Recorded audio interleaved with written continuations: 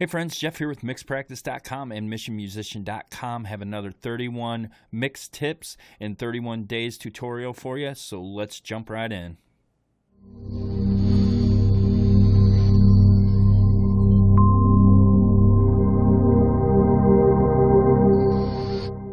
All right, so this trick, it's actually going to be kind of two tricks in one. First, I'm going to show you how to process or how I should say how I like to process a drum room mic, and then I'm going to show you, if you don't have a drum room mic, how to add a drum room mic. So let's listen really quick to this drum room mic. Do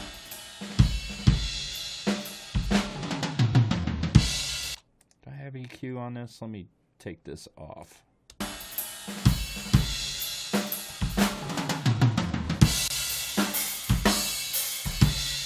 All right, so it's not a very pleasing sound to begin with. All right, so I'm going to EQ this a little bit. What I'm not liking is the cymbals seem rather harsh in it, and that's going to get worse once I start compressing. So let's get rid of some of the cymbal noise.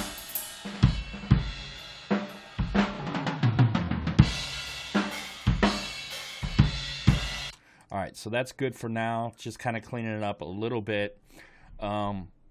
Let's throw a compressor on there. I'm just going to use the Big Blue compressor by 112 dB. I'm going to set this up maybe 4:1 ratio.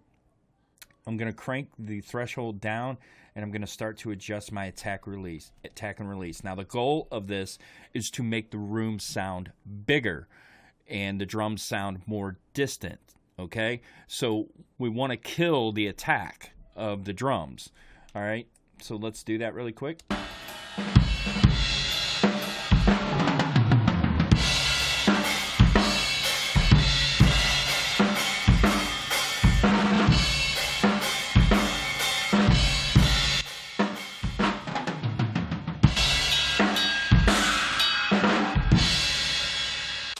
All right, still not loving that sound with the cymbals in there. It kind of sounds kind of crappy.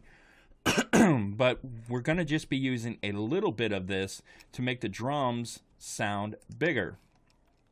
Okay, so really quick, let me solo the drums and let me pull this down, and let's add some space and depth to our drums.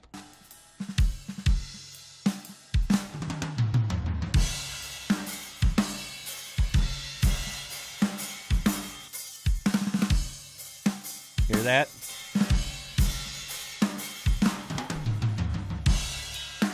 So it doesn't take much, especially listen on this fill.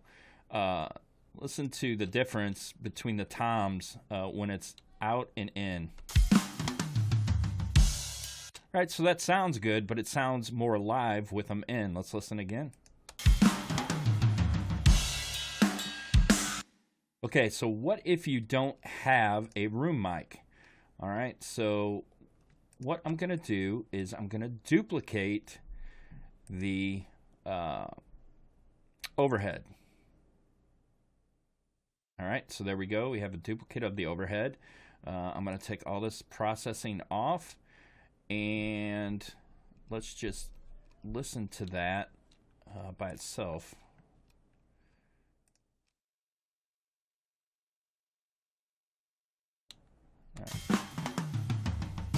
All right, so it's the overhead sound. So how do we make it sound like a room sound? Well, the key to that is adding some reverb on it.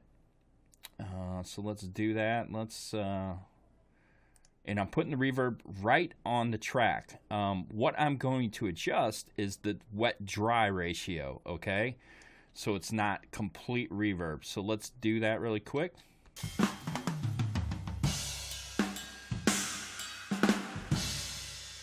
All right, maybe let's choose a room sound.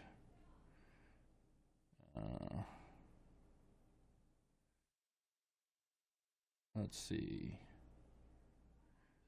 Sorry, I should have had this set up beforehand. Let's choose a medium room. Let's increase the width a little bit. All right, so I'm still getting a lot of attack. One thing you can do to kind of reduce the attack is use a Transient Designer, and let me show you kind of what I mean by that. So I'll grab Transmod here. Where's that at? All right, and I'm going to reduce the attack and increase the sustain with this. Let me turn this off.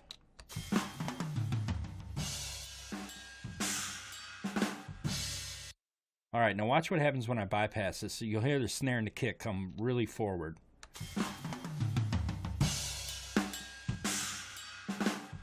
All right, so without it, it pushes it back and makes it sound like it's in a room. Now let's add the reverb on there.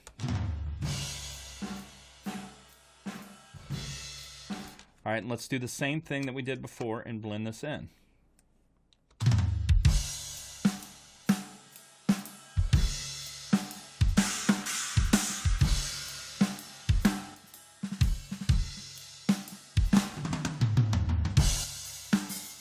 All right, so that's the way you can create a room mic, if quote-unquote fake room mic, if you don't have one.